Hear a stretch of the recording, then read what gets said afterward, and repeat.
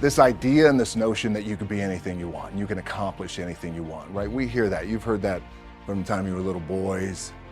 You hear that now. You're already incredibly accomplished. You can win an NBA championship, MVP of the league. You could become president.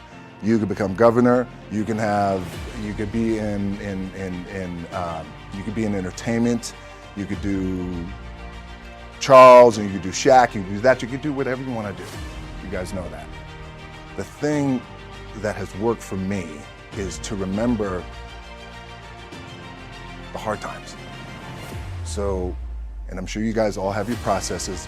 And again, I'm going to tell you what's worked for me. So before a big movie comes out, before, back in the days when I was wrestling with WWE, a WrestleMania match, anything big that would happen, I would always take a moment and I just remind myself, all right, I was evicted when I was 14. We were kicked off the island. We couldn't live in Hawaii. Had no place to live.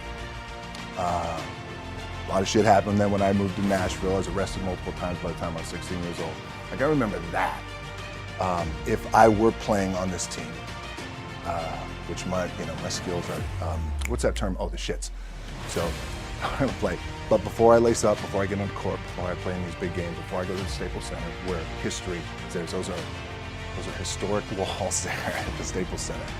I would remember that, and it allows me then to be present in the moment and understand, holy shit, this stuff I have around me right now. This is the shit that I dreamed of when I was a kid. I am here.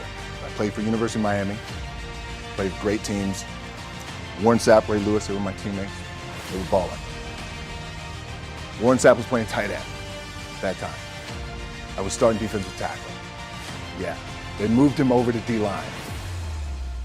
And he looked at me, he's like, yo, dude, I'm gonna take your spot. He said, you ain't taking my fucking spot. He said, I'm gonna take your spot. I said, no, you ain't. We battled, and he took my spot. Now you can imagine how that fucked with me, because there goes my opportunity. He went in, switched to defensive tackle, lit the world on fire. Well, what that did, it crushed me, it crushed my dreams. I had a piss poor senior year, zero production, no NFL, no combine invite, nothing. Finally went to the CFL, Calgary Stampeders, making $250 a week Canadian. Now, I had to send that shit home to my wife at that time. Had no money. So I remember that. When I got cut from Canada, I had $7 in my pocket. And I always tell that story. So now my production company is $7, advertising agency is $7, everything is $7. So I always remember that. What helps me is to keep the hard times in the front of my mind, because it allows me to go into these big moments that I've worked my ass off, and you guys have worked your ass off. It allows me to go into these big moments with a different perspective. What it also does for me, and again, this is what works for me. Like, I keep my back, excuse my language, my back is up against this motherfucker. Every day, it's against this fucking wall. Excuse my language. But it's up against this motherfucker because it's what I believe in. And when my back is against this motherfucker, then there's nowhere to go. But that way. That's it. So I feel like this could be something, an ideology and mindset that could help you, if you look at it that way.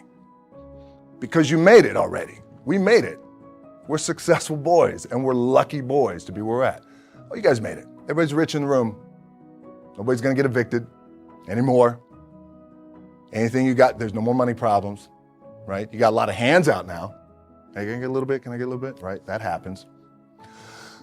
But when you make it, for me, I need this. I need this. So every day, my back is up against this motherfucker, and this is how I operate. Now, doesn't mean you don't smile, doesn't mean you don't laugh and joke, right? You're happy, I'm a happy guy. But when it comes to business, and when it comes to executing, it's up against this. And I gotta go that way. And I don't give a fuck who is in front of me. They're not gonna stop me. I feel like for me, it feels seamless because you prepared for so long, but it's just like you guys prepping for a game. That's the fun part. that's where it's like, fuck, it's fun, man. People are paying their hard-earned dollars to come see you. They're cheering, they're going bananas, they're booing the shit out of you or on the road. That's fun. That's what you live for. I mean, that's the juice right there. The prep is where the character's made. And I just don't mean the character I play, I mean the character in here. So for me, the prep is getting with the director, getting with the producers, getting with the writers, so in essence, it's like getting with all your coaches and your different position coaches and all the meetings that you have to have, right? So that's the work you put in. The key for me was, where does it start? What's the anchor? What's the anchor? So I could have all these ambitions and you guys have all these ambitions, which is great. It's important. I'll play this role, you'll play that role. I'll execute this thing and it'll come out this summer. You guys will execute this thing during the summer, right, where it's time to really put in a lot more work. But the key with me is just always finding what the anchor is. And the fucking anchor is getting up at 4 o'clock in the morning every day before anybody else and grounding my thought process is no one will outwork me. No one. I love and I respect you guys. Motherfuckers won't. I'll start with this. 2 hands. The anchor for me has always been the work in terms of the weight room training. So when I first started wrestling, I was 6 years old, rolling on the mats with my dad. My old man, a lot of you guys won't know this. Yeah, Rocky Johnson. My old man was Rocky Johnson. He was the first black WWF at that time. First black WWE tag team champions with Tony Atlas back in 1983. My uncles were the Wild Samoans. I come from a long line of pro wrestlers. But before the wrestling part happened, I was just in the gym putting in the work. At 6 years old, rolling around on the mats. And finally, when I could touch weights at 13, that's what I was doing. But the weight part for me and the gym part has always to be the anchor. Look, at the end of the day, like again, it's the kind of stuff that I talked about at top is I have to hold on to my dad in his pickup truck came down 4 o'clock in the morning, picked me up in Miami from Tampa. We lived in a little shitty apartment in Tampa. He drove down in his little pickup truck to Miami to get me when I was cut from the CFL.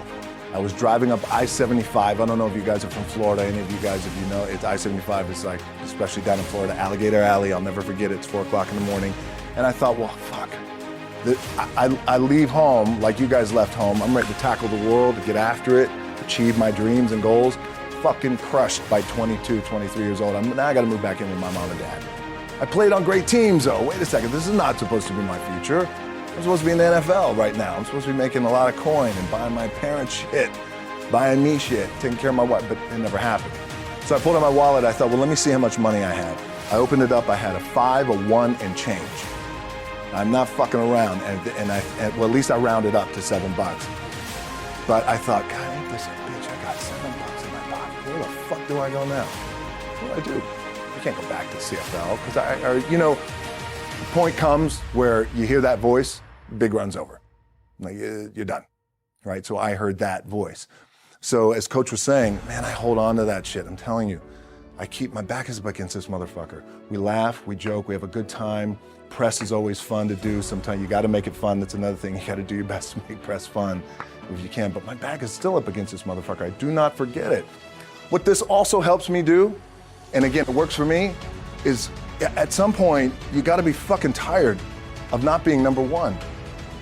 You have to be, and you gotta fucking play angry, and I play angry. Now, I'm cool and calm with my approach, and when I step out on my field, which is a set, or, like, there's some, and you're always gonna have haters, and haters are like, well, damn, man, how many movies are you gonna make, or how much shit are you gonna do? Like, you do a lot of shit. I say, yes, it's my ambition. Of course, why not? I could do it. Yeah, I love what I do. And not only that, but in what world do we not work every day? Doesn't mean, it's just like you guys in the off season. You gotta work every fucking day.